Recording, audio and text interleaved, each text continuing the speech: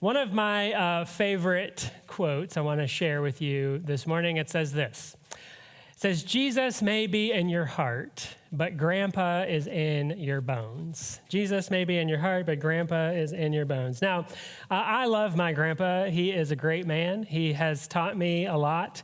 Most of what I know that is good comes from my grandma, but my grandpa agreed with it all. So he is a inspiration to me. I love him so much. But not all traditions that are passed on from the generations before us set us up for success. And sometimes, actually, what the generations hand down to us can put us in a box or can set expectations that prevent us from seeing things clearly or from trusting the Spirit fully. And so I want us to think about that today as we look into a teaching of Jesus where we learn that whatever our expectations might be, that God tends to shatter them. So we're going to talk about that today. I want you to think back and see if you can recall a time when you had an expectation and that expectation was shattered. That expectation was not only met, but met in a way that surprised you, took you aback, or caught you off guard. You had an expectation. It came time for that thing to be fulfilled, and it was surprising to you. I grew up in Middle America, pretty close to here. Didn't have a whole lot of life experiences outside of Middle America for my early life until I was in college, and I had the opportunity to travel to southeastern Europe, to Kosovo, and spent the summer teaching English and computer skills and ministering there in a facility run by our church, primarily to high school and college age students. On the way to Kosovo, we had quite a long layover in Vienna, Austria. I had to look up Vienna, Austria, before I went. I thought that Vienna was sausages, and that's what you ate. Speaking of Grandpa, he loved Vienna sausages. I had no idea that it was a place that you could go and you could visit. And for me, living in Middle America, the oldest building I think that I ever was in that I can recall, actually, again, with my grandpa. My grandparents bought a half of a city block in the little town that they lived in Oklahoma, and on that city block was an old hospital. And they had plans to turn it into a bed and breakfast. Turns out that the building was in too bad a shape. They sold it to the Dollar General. But that building was built in the early 1900s, and I can remember seeing that building and thinking how old that was, right? To a young kid, that certainly was old, almost 100 years. But going to Austria, I had no context for what old really was, right? And so as we were preparing to go, I got my itinerary. We had a 12-hour layover. I decided I was going to find an excursion that I could go on instead of staying in the airport for 12 hours. And I picked up Rick Steves' Traveling Vienna or whatever it was, and found the St. Stephen's Cathedral, which was built in the city square of Vienna, Austria in 1100. 1100, that's where it was began anyways. It wasn't completed till the 1300s. But 1100, you talk about 1900s being old. 1100s, that is a whole other dimension. But again, I had no experience of an ancient European city or an old European city. So we were traveling through. The buildings were beautiful and ornate. Just regular, ordinary buildings were meticulously crafted and beautiful stone on the exterior. And there were several buildings that looked cathedral-ish. I had never seen a big cathedral at that point in my life. And so we turned a corner and saw this cathedral-looking type building, and I looked at it and got closer to it and thought, wow, there's the beautiful cathedral, only to find out, nope, that wasn't it. We turned another corner, there was another ornate building, thinking, wow, we finally arrived. Nope, that's not it. And then we turned the corner and realized that this was the cathedral that we sought. It was a beautiful building towering over all of the other buildings in the center of the city, just beautiful and ornate. I think we have a picture of it.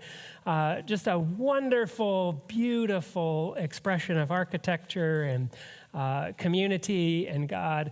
And I just sat there and stared at that building for several minutes, just taking in the beauty, feeling so small in the midst of such a beautiful creation.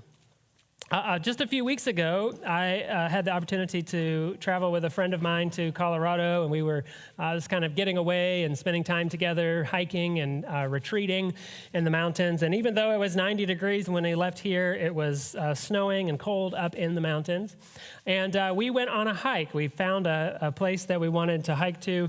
And on the way there, we found out that we couldn't go past a certain limit because there was a waterfall that had frozen and had expanded over the trail, and it was too above our skill to be able to climb up a frozen waterfall. So we turned around and decided to try and find another hike on the way. And so we saw a sign that said Andrews Glacier, and we thought, well, that might be a great place for us to go. So we made a detour, and we hiked through the woods and found ourselves in a boulder field, and we're trying to figure out if this really was actually a trail or if we were off of the beaten path. And we got to what we thought was the top of the mountain, and came to the point, I was like, there is no glacier anywhere in sight. I have no idea why this trail is called Andrews Glacier. I don't think that it exists, or maybe with climate change it melted. I don't know. But what's happening here? We get to the top, and literally, like exploding out of the mountains, there is Andrews Glacier. And it is this just beautiful, massive amount of ice and snow. We got a picture of it as well.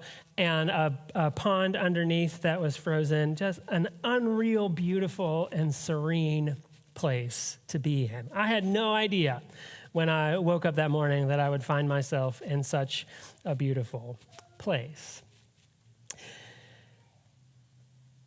A lot of times, we can develop expectations for how things are going to pan out, or expectations can be put upon us, or expectations can be taught to us. And we believe that the way that we understand things is exactly the way that things are going to turn out. But oftentimes what I have learned is the best moments of my life are when whatever those expectations I might have had are shattered and something much more beautiful, much more full, much more whole is actually what is. As you study the conflict that Jesus had with the religious leaders of his day, most of the time the source of that conflict was that the religious leaders had certain expectations of the way that the world works, or the way that the kingdom of God works, or the way that the Messiah who they were looking for would come and live. And Jesus failed to meet those expectations.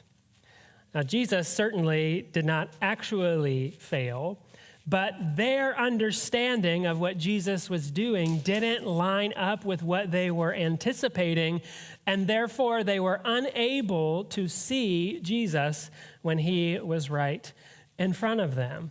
Jesus was constantly challenging them to open up their eyes, to open up their ears, to see and to hear the beauty of the kingdom of God, that if they would just trust him, would surpass whatever expectations they had of the kingdom of God and of the coming Messiah. But they simply, the religious leaders, simply could not. They couldn't get past their expectations. Grandpa was too deep in their bones, and they were stuck in life wanting things to work out the way that they anticipated or they believed that it was going to happen. Now, this isn't just a problem that the religious leaders in Jesus' day expected or had. This is a problem that we can have as well. And there's a mechanism for us in order to help us limit the opportunity for our expectations to prevent us from seeing where God is calling us to. And that is learning to be present, learning to be in this particular moment. A lot of times our expectations are about what is going to happen.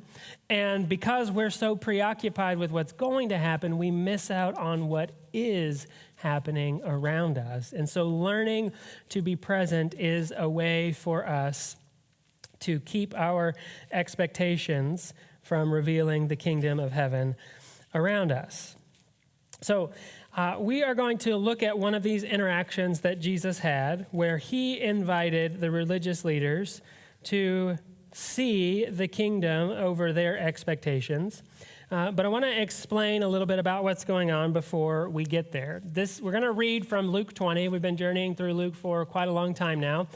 We are almost at the end. Luke has 24 chapters. We are at 20. So we are nearing the end. We're nearing the time when Jesus is going to be betrayed and institute the Last Supper, be arrested, tried, sentenced to death and hung on the cross.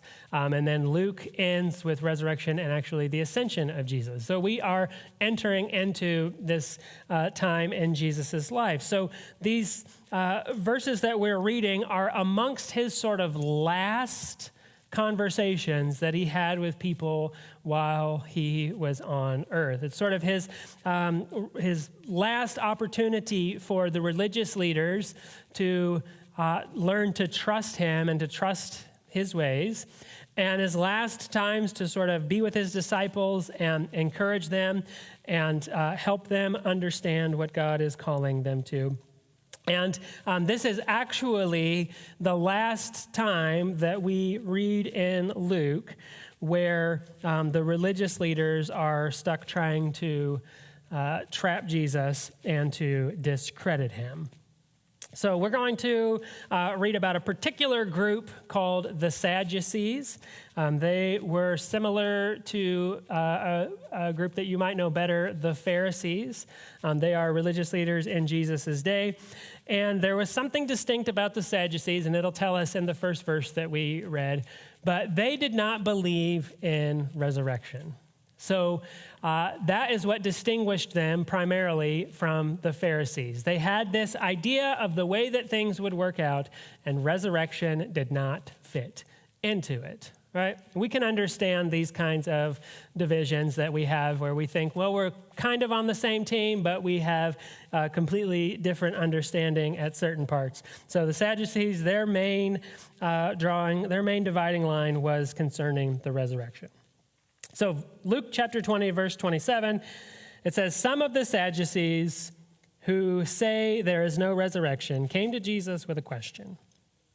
Teacher, they said, Moses wrote for us that if a man's brother dies and leaves a wife but no children, the man must marry the widow and raise up offspring for his brother. Now there were 7 brothers. The first one married a woman and died childless. The second and the third married her, and in the same way, the 7 died, leaving no children. Finally, the woman died too. Now then, at the resurrection, whose wife will she be, since the 7 were married to her? Jesus replied, the people of this age marry and are given in marriage, but those who are considered worthy of taking part in the age to come and in the resurrection from the dead will neither marry nor be given in marriage, and they can no longer die, for they are like the angels.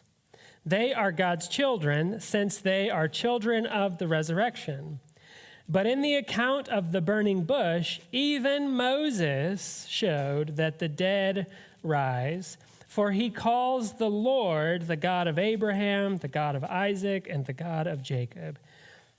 He is not the God of the dead, but of the living, for to him all are alive. This is the word of the Lord. Now, this is an interesting teaching of Jesus. There's a lot of interesting things going on here. And to try to help us understand the significance of the actual teaching portion, we need a bit of the context. So, primarily speaking, these can be sort of broad brushes, but primarily speaking, the Jewish people, at least the side of the Jewish faith governed by the Pharisees, they believed in a resurrection, but they believed in resurrection as a future event that would sometime take place. They believed that at some moment in the future, God would literally open up the graves and all of the dead bodies would pop out and live in the resurrection. So this is the teaching that they grew up with, the teaching that they learned, the teaching that they understood to be true. For the Sadducees, that was too far. They didn't agree with that. The teaching of resurrection primarily is understood to come from the book of Daniel. And the Sadducees felt like that the book of Daniel didn't have the credibility that the first 5 books of the Bible had, also known as the Pentateuch. And so they felt like that the ideas about resurrection were more of like a new age or modern theories that didn't belong in the ancient faith. And so they had differing ideas, and they would get together and they would talk about this and they would debate it, similarly to ways in which people debate things, nuances and things today. And the Sadducees would always deny that there was a resurrection. The Pharisees would always affirm that there was a resurrection. The Sadducees were also sort of more of like aristocrats. They were kind of a higher society than most of the Pharisees. And so there are several reasons why they struggled with this idea of resurrection. One, we already mentioned, the idea of it being a more new or a modern teaching, much like, we can sympathize with this, there have been movements around us where somebody has risen up and proclaimed themselves, or others have proclaimed them to be a new prophet, and they have made new claims that previously were unknown to us, claims that they say are truths of God, and we might look at them and be like, well, hold on just a second, we're not going to go that far, right? That's similar to what the Sadducees did with some of the newer prophets like Daniel, who we say, is in the Old Testament, but it wasn't all organized in the same way that it is now. And so they were skeptical of some of these newer prophecies, so we can understand that. Also, they had a lot to lose. As sort of the higher society, if there was an insistence upon resurrection, you might begin to discount life in the world today and begin to do things that would threaten their power, or that might promote a Roman occupation to come in and to silence those around them who were trying to upset the apple cart, so to speak. So these are reasons why they could have denied the resurrection. And so they had the same goal as the Pharisees, to discredit Jesus, but they're going to use the resurrection as a point to help people understand that the teachings of Jesus, as he is promoting them, are out of sync and do not belong for the people of God. So they make up this scenario and they invite Jesus to explain it. Now, however Jesus answers this question, or so they thought, They would either discredit him as being a person who believes in the resurrection, so those that they had influence over would not trust him, or he would become on their side and they would possibly rally around him and their expectations would be met. But as we know previously in these same types of scenarios, Jesus doesn't fall into their trap. And instead, he attempts to expand their understanding to see what he is calling the age that is to come, and to see it in a new light that shatters their expectations. Now, you can imagine that we have grown up believing certain things, and not just generic things or things from a broad stroke, but specific things about how the future will end up. And for some of us, we really struggle with the idea that whatever we understand might not be the way that things actually turn out. And though you might say, well, what's the big deal?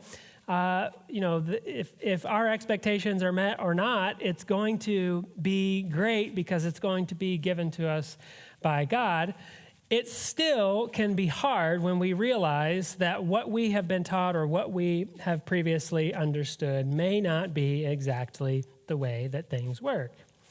Now, there have been many times throughout my time as a pastor where people have wanted to talk about heaven and talk about the specifics of the future and what exactly that looks like. And it's one of those things where there are a lot of things that we can agree upon, but also there are a lot of things that we just simply do not know. So many of the times when the Bible describes whatever the age to come looks like, it's using imagery to help us understand, and people can interpret those as specifics. We can also understand that it's sort of words that are used to help expand our imagination to understand not the specifics, but the grand nature of it, and we're invited to see it that way. So one of the things that I say when people want to get into specifics about what does eternal life look like, or what does heaven look like, one of the things that I'll say is, well, I don't know for sure, but one thing that I know is that we will not be disappointed, right? Whatever God is doing, however God is doing it, whether it aligns with my expectations or not, I will not be disappointed, right? Because God is God and I am not. And whatever God is planning, whatever God is prepared, however it works, whether it aligns with my ideas or not, it will not be disappointing. In fact, it will shatter our expectations and be better than we could possibly imagine. So this is what Jesus is inviting the Sadducees to see, not confirming their understanding or going against their understanding, but simply saying there is an invitation for all of us to understand a new reality of the age that is to come, a reality that Jesus talks about where there's not going to be any marrying. Why? Because there's not going to be any dying. It's not the age of death as this age is marked by. It is the age of life. And even though that doesn't make full sense for us, Jesus is inviting us to trust in what he is saying, that people will live in similar states of angels. People aren't going to be angels, as some have interpreted that to say, but they will live similarly to angels. And then Jesus says something that this is probably what frustrated the Sadducees more than any of it. Remember, they said the teaching of resurrection doesn't exist in the law of Moses. But Jesus said Moses at the burning bush identified God as the God of Abraham, Isaac, and Jacob. Right? Abraham, Isaac, and Jacob at the time of Moses were long gone. They had long been in the grave. But Jesus does this remarkable thing where he says, God is not the God of the dead. He is the God of the living. And this is what marks the new age to come. And now, I don't know how all of that is fitting into our minds this morning. It's pretty heavy into details and into minutia and into understanding of resurrection. We know today that Jesus is the life and resurrection. So we look to him as the resurrected life, and we are invited into resurrection here and now. But whatever the Sadducees were feeling, however they were processing what Jesus said, it led to them not having any more questions for him, right? They determined that the only thing that they were able to do now was to turn their back on Jesus. And this is a caution for us today, because in our sort of scientific, everything has to have an explanation, everything has to be the way that I think that it is, world that we live in, these propositions of Jesus can seem a bit far out. And we can sometimes struggle to make sense of it or to justify it. And they can become, for us, stumbling blocks as they were for the religious leaders of Jesus's day. And so I want to wrap up our conversations today, not with trying to convince you to either change your expectations or affirm your previous expectations, but to understand what Jesus is doing here and his invitation for us to trust him, to trust God, that whatever God is doing, it will be so much greater than whatever our expectations are. Whatever God is doing and whatever God is going to do is going to surpass our understanding. It's going to be more full and vibrant than we have ever seen. It's going to be more just and righteous than we could ever comprehend. It's going to be more full of peace and wholeness than we could ever conjure up in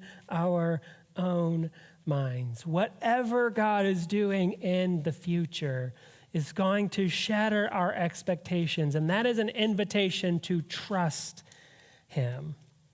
And so a couple of thoughts as we wrap up. Number one, it is important for us to resist dogmatic beliefs. Resist dogmatic beliefs. The world that we live in today is divided amongst what we would call dogmatic beliefs.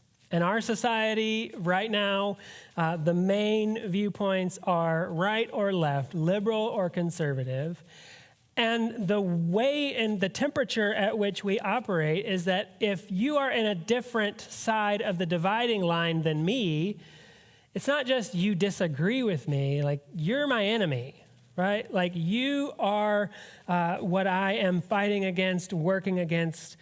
You have no value to me. That's the place that dogmatic beliefs can take us. What are dogmatic beliefs? They are the belief that in order to be right, you have to be like me, look like me, think like me, act like me, right? That I have the perfect understanding, so if you disagree with me, then you are somehow lesser than me. And we need to learn to resist those beliefs, because the one thing that Jesus does constantly is anytime somebody tries to trap him in their corner, he completely blows up their understanding and invites them to a new way of understanding, a way that has always been God's way. It's just been misunderstood by many who have come before us. So resisting dogmatic beliefs. The second is to trust that God's way is better than whatever I have planned or understood. Whatever I think about the future, however I think it's going to end up, God's way is so much better than anything that I could understand. And last but not least is this: trust only what values today. God's call to us isn't to be invited into his goodness in some future moment, but right now. This day matters. This world matters. What we do right here and right now matters. It is important. It is the point. Being present here in this moment is the point of following Jesus. And so we need to resist that which doesn't value today and trust only that which values this moment.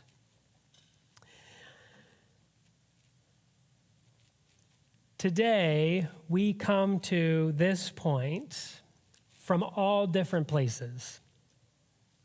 Some of us, maybe we don't have expectations of the future. Others of us, we might have it all figured out and planned out, and all the I's dotted and T's crossed.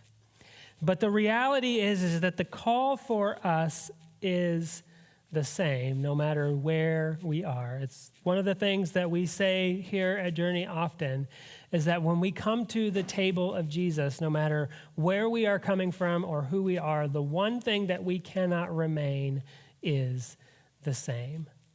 And so the invitation for us today is to trust that Jesus is leading us to a place that is better than what we could imagine or develop for ourselves.